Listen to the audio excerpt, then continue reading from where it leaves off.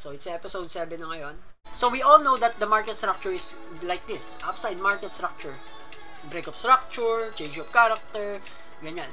And as soon as na nagkaroon tayo ng change of character right around in this area, okay, dyan na tayo nagkakaroon ng first change of character, and then minamatahan na natin kaagad yung magiging break of structure in order to say na possible natin ma-short tong area na to. Okay? So, pagka ganito na nangyari, Sir Kim, pwede naman dito na lang kami mag-trade. Bakit kailangan pa namin mas patunayan na magkakaroon siya ng break of structure? Pwede naman kami mag-trade ng change of character. Again, guys, baka kasi nakakalimutan nyo palagi, a run in a higher time frame is a trend on a lower time frame. Baka mamaya mag-short kayo somewhere around here, pero di nyo alam, sa higher time frame, pataas pala yung trend nyan. GG ka lang. Nagsasayang ka lang ng pera mo, dito ka pumapasok. Pullback yan eh. Okay, pullback yan, ba't may short dyan? So, mas maigi mas kailangan nating malaman kung meron na ba tayong change of character and BOS. Okay? So, naiintindihan ba? Let me know, type Y in the chat. Kailangan mas maging malinaw to sa inyo, ha? Again, hindi natin afford matalo ng malaki. Hindi na natin afford magsayang ng oras. So, ngayon pa lang, kung di nyo naiintindihan, please let me know. Okay? Huwag kayo mahiya magtanong. May right mid naman nito. Okay? So, ganun lang siya. Again, tips, wag mangangati ang kamay nyo pag may change of character, kailangan may break of structure. Okay?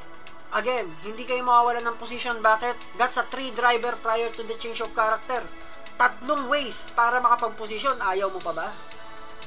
Yung isang papasukin mo, napaka-risky. Alam mo bang masya-short yan? Maybe hindi. Kung yes naman, swerte ka. Pero magagawa mo ba ulit yun? Definitely, baka hindi na. Baka one time big shot mo lang magawa yun. Kinabukasan, hindi nagagana yun. Hindi, wala din yun na panalunan mo. Again, wait for the 2 confirmation. Okay? Wait for the 2 confirmation first. Change of character and break of structure. And guess what? Ano makikita nyo? Makakita kayo ng fair value gap somewhere in this area. Okay? Parang multo yan. Okay? Kapag nakapatay lang ang ilaw, which is may change of character, dun lang nagpapakita yan. Now, magpo-pull up ang presyo. Tama? And then, ilan ang break of structure? Isa lang naman, di ba? Oh, meron tayo isang break of structure dito. Sige, ilalagay na natin, para hindi tayo magkalituhan, ha? BOS. Tapos lagyan natin dito, change of character. Okay? Yan. Ngayon, nakikita nyo to? Diba? Nakikita nyo itong lows na to. So, ito, isang hudyat na rin po ito. Okay? So, dapat i-keep that in mind nyo na meron pa rin break of structure dyan. Continuation ng break of structure, guys. Okay? Continuational yan. Okay? So, after nyo magkaroon ng break of structure dito, makikita nyo na mapapatunayan nyo na pwede nyo na itong lagyan ng linya or pwede, okay. Maybe. Pwede nyo makita yung ganitong klaseng scenario. If may ganito kayo, may fair value gap kayo, pero yung presyo is naiwan na kayo. Nandito na yung presyo. So, ang gagawin mo ngayon, hihintayin mo na yung second pullback. Kasi nga, may break of structure na siya. And guess what? Kinukuha na natin yung liquidity. Kukunin natin ngayon yung origin. So, maybe, okay, maybe, nakaganyan yan, tama? Break of structure, right around here, and then may fair value gap somewhere around here. And guess what? Yan ang babalikan yan. Pwede mo lagay dito stop loss mo, pwede somewhere around here, and then, kunin mo yung origin. Okay? Gets ba? Let me know. Mabagal na yan, ha? Mabagal na yan. So, type Y in the chat, guys. All of you guys, type Y in the chat if naintindihan nyo yung pina-explain ko na yan dito. Pinakamadali, pinakamabilis, pinakasimplest way nyo para mas maintindihan yung raw market movement. Again, di ko kayo pinapahirapan. Kung nahihirapan kayo dito, definitely dahil sa inyo yan. Maybe pinahihirapan nyo mag-isip yung sarili nyo. Hindi dapat. Okay? Huwag nyo pahihirapan sarili nyo. Napakadali lang naman yan. It's just marami lang kayong inaral before, kaya nagkakalituhan na tayo ngayon. Okay? So again, pag dumaan kayo sa tamang way, or dumaan kayo sa tamang way ng pagtuturo and knowledge, hindi kayo mahihirapan. Believe me. Okay? Alam nga na, humawak ka ng gitara, pinractice mo kagad yung Hotel California, hindi ka marunong mag A, B, C, D. Okay? Na chords. G, di mo alam yung G. So, mahihirapan ka niyan. Okay? Walang ganon. So, kailangan basics ka muna. Okay? So, yun yun. Coach, sa CHOC and BOS, need pa ba ng body candle or kahit wick po ba magbe-break? Okay, good question. Okay, good question. So, let's say for example, this is a market structure, tama? Yan. Good question yun ha, kay Jervy ha. Mas gusto ko yung mga ganitong klaseng question. Kasi ito yung mga typically nangyayari sa totoong buhay. So, dapat ganyan kayo magtanong. Okay? Kasi, ang ginagawa natin, theoretical muna, and then dun tayo sa mismong framework. Yung totoong nangyayari in real time, real chart. Okay? So, kung makikita mo mabuti dito, Jervy, no? Ito yung newest candle mo. Okay? Para sa akin ha, I guess, alam naman ng lahat. Hindi ko po nilalagay yan sa low wick. Hindi po ako naglalagay ng change of character or break of structure sa candle wick. Bakit? Ano explanation mo dun, Sir Kim? May napatunayan ka na ba? Wala naman. Okay? It's just, ang candle wick po, para sa akin, is indecision choice of the market. Yun ang meaning nun. Ibig sabihin, common sense, guys. Okay? Common sense. If yung presyo gumaganito ganito, and then by the end of the day gumaganito, ibig sabihin maraming tao nagdesisyon na, uy, bili tayo. 'Di ba? Bili tayo, bili tayo. Pero by the end of the day, 'di ba, nakabili na yung maraming tao. Oh, joke lang, isa prank. Ibebenta namin. So ano 'to? 'Di ba? Ano ibig sabihin nito? Kalokohan? Naiintindihan niyo ba yung point ko? Type Y na chat, guys, kung naiintindihan niyo yung point ko. So, hindi ko pa pwedeng ilaan dyan o itaya dyan yung pera ko na hindi naman pala nagdesisyon yung tao. Eh, pinagloloko nyo lang kami. Di ba? Guys, undecisive candle wick ang tawag ko dyan. Hindi ko pa pwedeng gamitin yan. Bakit? Kasi dyan nagkaloko-loko ang tao. Dyan nagkaroon ng indecision sa market. Uy, tara, boto natin si ganito ganyan. Tara, boto natin. Pero by the end of the day, nagbago ang isip ng lahat. O, ba't ko tatayaan yan? Diba?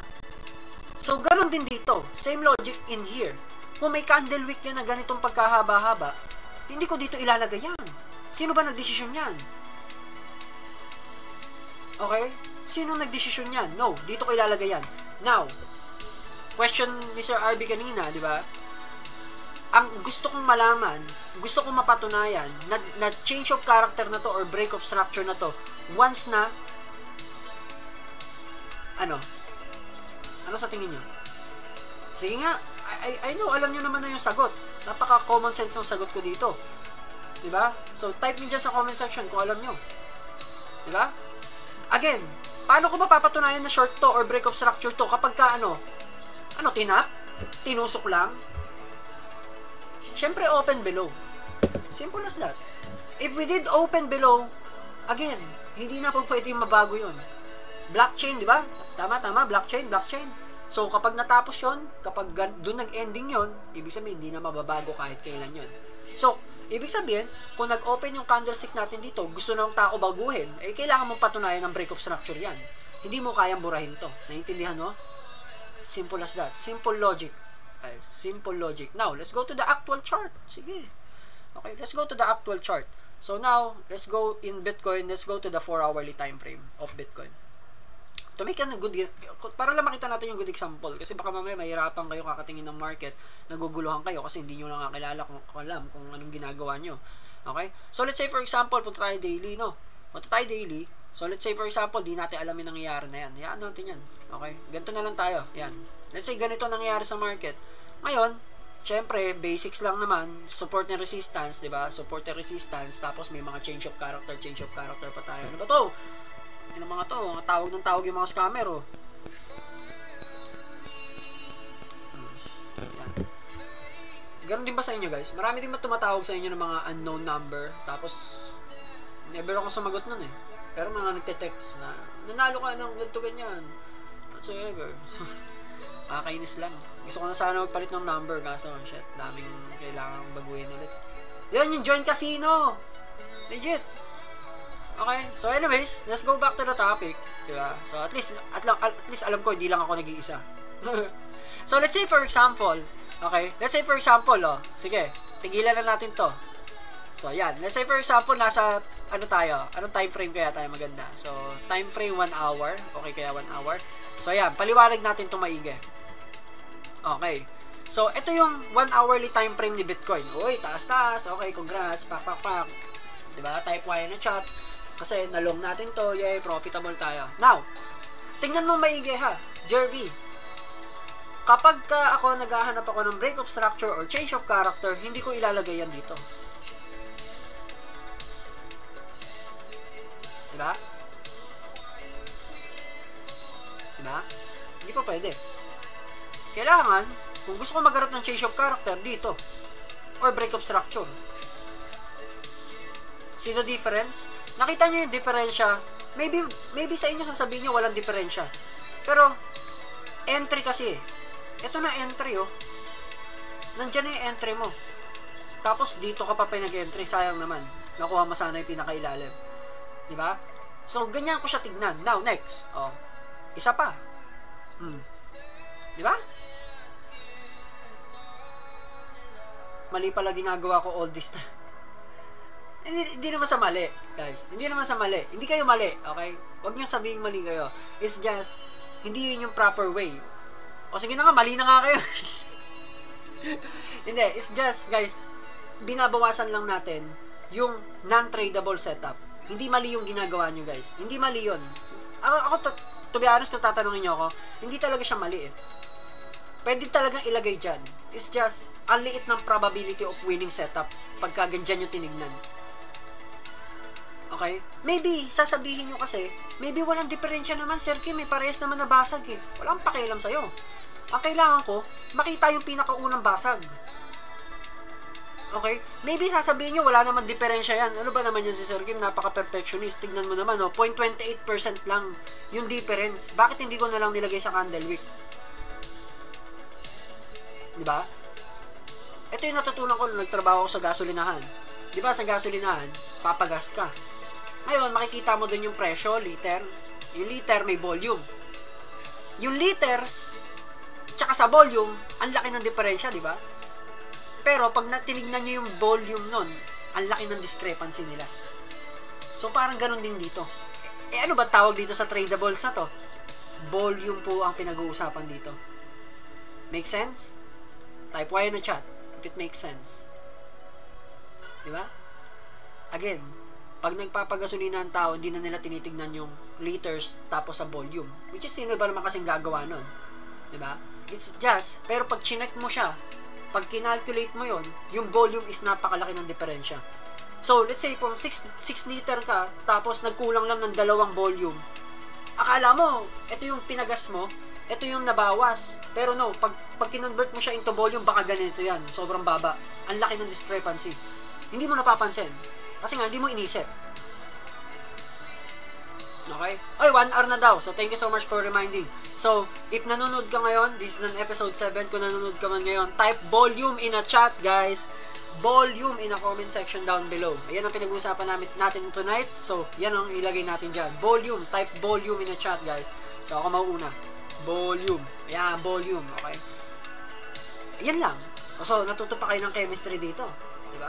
Natuto pa kayo ng chemistry. So, ganun din dito, guys. Okay? Volume. Size of volume. So, kung ikaw, nasanay kang mag-trade dito, pansinin mo, marami kang nami-miss out na percentage of winning trades compare sa nagte-trade ka ng decision candlestick. So, yan ang gusto ko ipamana sa inyo. Ganito dapat kayo mag-isip.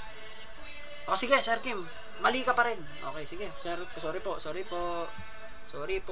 Diba, mali daw tayo. Sige, mali tayo. Okay, next. Hanap pa tayo example. Let's go to the 4-hourly time frame of this Bitcoin. Maghanap-hanap na lang tayo sa ibang direksyon. Okay, sa iba't ibang panig ng mundo. Okay? So, hindi, mas maganda yung daily na ito eh. Tapos, reviewin natin yung history ni Bitcoin. Ayan. Ito yung pinakamaganda talaga example eh. So, kung makikita nyo dito, market structure all alone ang ginagawa ni Bitcoin. Pak. Diba? So, now, kung makikita nyo dito, sige, yan na naman. Tingnan mo ha. Dyan mo nilagay yung change of character mo. Tama? Ito ang break of structure mo. Ayan. Diba? So, makikita mo yung discrepancy. Ang pangit tuloy ng trade mo. So, ibig sabihin, dito ka maghahanap ng trade. Ibig sabihin, dito ka maghahanap ng trade. Basag eh. Akala ko ba sabi mo ganun? So, again, check nating mabuti. Ito yung pinakasimpleng way ng pagplotting ko ng change of character and break of structure. Diyan, ganyan ko siya hanapin. See? Tignan nyo. Di ba? And tignan nyo din to. Hindi niya kayang mag-open dyan. Mas malinaw ba? Luminaw ba lahat? Okay ba? Happy na ba kayo? Again, guys, change of character and break of structure, put it on the body, not the candle wick. Lagay nyo sa body. Parang order block na lang isipin nyo. Order block na lang. Ayun na lang. Kasi lahat naman kayo marunong mag-order block eh. Order block na lang para walang problema. Isipin nyo order block. Paano ba kayo mag-plotting ng order block? Diyos ko. Diba? Paano kayo mag-plotting ng order block? Ganto, diba? Oh. Ganyan, diba? Oh. Diba ganyan kayo mag-plotting ng order block? O, di ganyan. Ganto ba mag-plotting ng order block? Ganyan ba? Yan, ganyan. Hindi naman. So, dito sa body, tandaan nyo ha, ang logic behind that, walang scientific explanation dyan. Okay? Wala akong scientific explanation. Hindi ko kayo bibigyan ng scientific explanation, quotation, and formula, conclusion, kung bakit ganun ko siya sinasabi. No, guys, simple logic lang yan. Maraming nagdesisyon, o tignan nyo ha, akala ng tao, gusto nilang bilhin lahat. Pero by the end of the day, binenta nila. O, tignan mo na saan nag-close. So, ibig sabihin, gusto mo itaya yung pera mo dito sa mga loko-loko na to, na hindi man lang nagdidesisyon ng maayos? Think twice. Mag-isip-isip kayo ngayon mabuti ngayon. Now, check nyo ngayon maigi. Okay? Punta ka ng 1 minute ngayon. Sige. Sumaba ka ng 1 minute. O, yan ha. O, Sir Kim. Tangina, sabi na Barbie eh. Market structure. O, di ba? O, nasaan ang change of character ko? Ayun, pwede dito. Change of character. Nasaan ang break of structure, Sir Kim? Ito. O, di ba? Ganto. Ngayon, ang kailangan ko makita dito is, may top na tayo, tama? Ang kailangan ko is mag-pullback yan ng ganyan. And then, tsaka natin i-drawing to. That's it. Type Y na chat, guys. There you go. Simple as that. Mahirap ba? I believe, hindi naman siya mahirap. It's just, hindi nyo na siguro nakikita siya in that case, in that scenario, di ba? So, yeah, very simple, very basic. Simple as that. Di ba? So, kasi kung ilalagay mo yun dito, eh, hindi ko alam kung anong gusto mong pahiwatig sa akin. Pero kung dito, napakalinaw, oh. Di ba? Oh, is it happening real time? Nangyayari ba siya sa totoong buhay? Nakikita niyo ba siya? Nag-live ba? Nangyayari kaya? Now you choose. Ikaw naman na mag-isip. Tapos na kami. Now it's your turn. Okay, tapos na ako. Now your turn. Tignan natin ang lakas mo. Tignan natin. Diba? Ganun lang kasimple, guys. No need to complicate your setup, guys. Change of character, break of structure. Now, ano hahanapin nyo? Type nyo dyan sa comment section down below. Ano na hahanapin nyo? Ano na kaya ang hahanapin ng mga tropa? Fair value gap. Ano pa? Fair value gap daw. Ano pa? Pullback. Oh, yes, correct. Ano pa? Pullback. Oo nga. Meron kayong nakakalimutan eh. Meron na kayong BOS. Oh, yes, KCC. PTS, correct. Meron pa kayong isang nakakalimutan, which is ang pinakamahaba. Correct, Reggie. 3 driver prior to the change of character. That's it. Tapos. Mahirap ba? Diba? That's it. Tapos. Hanapin nyo ngayon yung change of character, per value gap, and then play the per value gap, or play the 3 driver prior to the change of character. Now, Sir Kim, anong oras na ba? 7:04? May news ba tayo? Wala. So, ibig sabihin, all algorithm ang mangyayari sa market. Algorithm, guys, ha? Walang news. Full algorithm. So, ibig sabihin, magdasal kayo kasi price action ang mangyayari ngayon. So, ibig sabihin, lamang dito ang marunong mag-KCC. Okay? Lamang dito yun. So, kayo bahala. Check nyo. Diba? Ako, Sir Kim, hindi pa kasi ako sanay, Sir Kim. Natatakot pa kasi ako sa 1 minute time frame. Pwede bang 3 minutes? O, sige, 3 minutes. Sige. Pagbibigyan kita. Dito mo ba ulit ilalagay? Diyan ba ulit? Hindi nga, di ba? Body nga eh. Lapin mo yung body. Okay? Kasi, kung ako tatanungin mo, kung ilalagay mo siya dito, possible ganito lang ginagawa niyan eh. Di ba? Possible ganyan lang eh. O maybe ganito. Oh, edi GG ka na. Putang ina mo talaga, Sergio. Sabi ko na nga ba, Barbie eh. Di ba? Ngayon, tinuturo ko kayo kung paano tignan ang market. Both sides. Diba? Binibigyan ko kayo ng scenarios. Pero guess what? Still bearish to me. I don't know kung paano nyo sasabihin ba yan. Bias for long. No. I don't. Okay? So again, kung nasa higher time frame, nasa lower time frame ka, di ka sanay, punta ka muna ng higher. Okay? Oh, check ka dito. Break of structure. Wala na eh. Hindi na eh. Wala na talaga si Bitcoin, guys eh. Break of structure na to eh. Ay! Diyos ko po. Mukhang minalas pa tayo. Mukhang hindi pa natin nasabayan.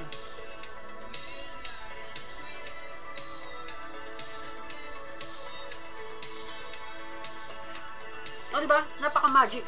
Napaka-magical. Magical, ano ka? Enchanted Kingdom? That's a crossplay. Sayang oh, na-miss out na natin yung trade oh. Sayang oh. Dapat ngayon, naka-break even na tayo dyan oh. Trail stop na lang yan. Anyways, still, naka-short naman ako dyan eh. Anong gagawin ko? Pero anyways, diba? Again, play it according to our plan. Ganun lang kasimple. Okay? So, let's move on to PTS and PTL.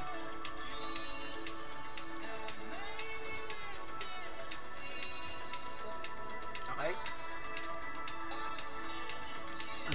So, now let's go. Okay? So, sometimes, ganito nangyayari sa trend.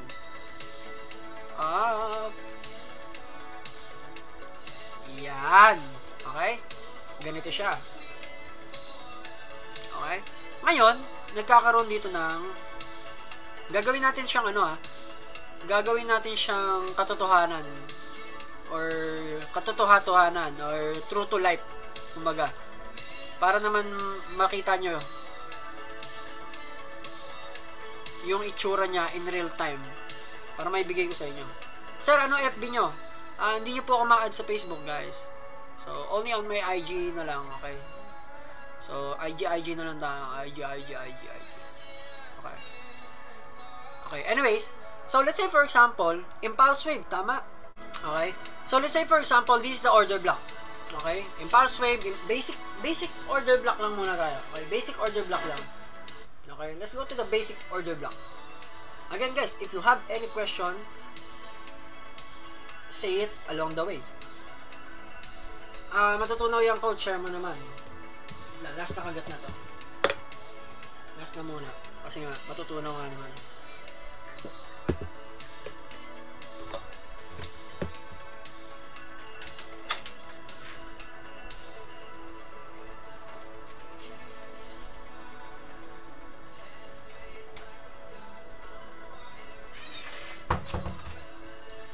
Okay na. So, ayan. Okay. Order block. Last against the candle din po ba, Sir Kim, COB? It depends. Okay, it depends. Okay. So, now, let's see.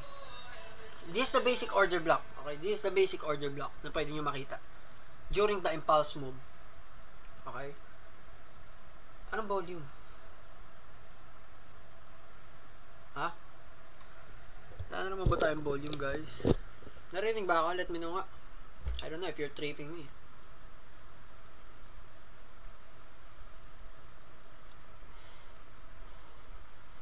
Oh, sarap ha. Ice cream tsaka babe. Narinig ba ako?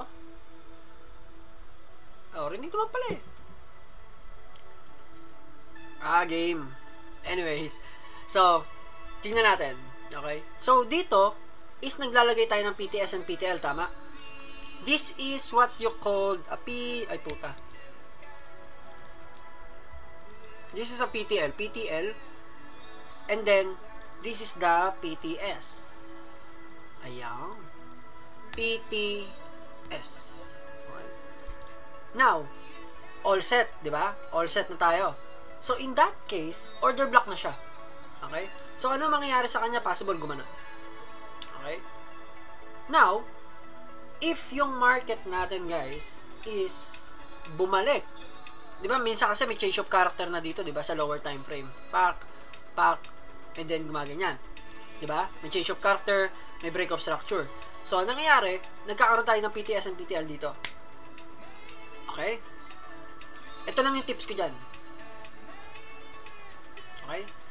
Kung ang impulse move nito ni Bitcoin, let's say si Bitcoin, okay, yung impulse move niya, is nandito, now, kapag ito, hindi ibig sabihin dyan, isi-short natin siya. Hindi ibig sabihin pumasok siya dyan, short. No. Ibig sabihin lang nun, tested short na siya. So now, look for the trade driver prior to the change of character. Tama? What if, Sir Kim, natapos na? Okay? Ayan na. Diba? Natapos na yung trend. So, gawa tayo ng mas katotohanan. Ayan. Ganyan, change of character, fair value gap, trade driver, pak. Ayan, nakuha na yung liquidity din. Liquidity. Tapos tumaas na naman. Okay? Let's say tumaas na naman yung market. And pwede nyo siya extend. Okay? So, ito na yung tricky part. Okay? Ito na yung tricky part. Ang market natin is, kadalasan, nakuha na kasi. So, sinasabi ng iba, invalid na siya. So, para sa akin hindi. Kasi may use yung PTL and PTS. Bakit? By the end of the day, guys, still, ano itsura niya? By the end of the day, it's still a support and what? Still part of support and resistance. Di ba sabi ko sa inyo, PTS and PTL is support and resistance. So now, if we manage to break that one, there is a time na maglulok na tayo ng change of character, trade driver pa upside. Kasi ang mangyayari dito is kadalasan, believe me if I say this, okay, up, down, and now, dito na mangyayari yung trade driver prior to the change of character. And that is the time na this is one will prevail. O yun ang masusunod. The PTL. That's proven and tested long. If we go below, that's proven and tested short. Now, paano malaman ang bias using the PTS and PTL? Again, kung nasa baba ang order block mo, let's say, copy natin to, yan, let's say, nandito yan, okay, let's say, nandyan yan, and then meron pang isa, ayan, okay, meron pa isa, ayan, kung ganyan naman ang nangyari, again, repeat the process, PTS and PTL, pero ito is majority shorting position. Ito, majority long position.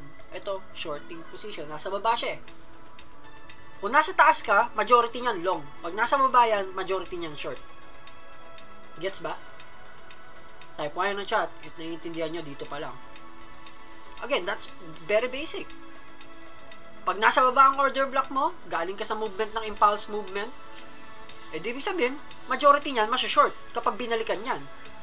Pag nasa taas naman, majority niyan will be long pag binalikan yan. Don't respect that. Gets? Coach, isa lang ba style ng order block? Hindi po. Marami po. Marami. Hindi nyo alam. Okay? Kaya nga dapat, di ba, pinanood nyo muna yung ICT. Di ba? Sabi ko sa inyo, pumunta kayo kay ICT, panoorin nyo muna. In order na hindi kayo mahirapan habang ini-explain ko yung mga ganito. Kasi it's all according to ICT's plan. Concept niya to. It's just, dito kasi, Tagalog version, at saka pinadali ko na lang. Kinompress ko lahat sa isang topic. Para hindi kayo mahirapan. Okay? Di ganyan din po Forex, Sir Kim. Kasi sabi, kasi sa Forex, respected yung OB. Again, guys, diyan kayo nagkakamali. Okay? Diyan kayo nagkakamali. Again, hindi yan yung purpose ng order block sa akin. Iba kasi purpose nyo siguro sa order block eh. Diba? Again, ano ang meaning ng order block? Kay ICT na mismo nang galing ha. Kung di nyo kilala si ICT, siya nag-create ng order block. Siya naka-discover ng order block. So, saan kayo makikinig? Diba? Ang order block is changing state of delivery. It doesn't mean na respected siya. It doesn't mean. Hindi niya sinabing nire-respect yan. So, ano yung sinasabi nyo nire-respect ang OB? Ba? Saan nyo napanood yan?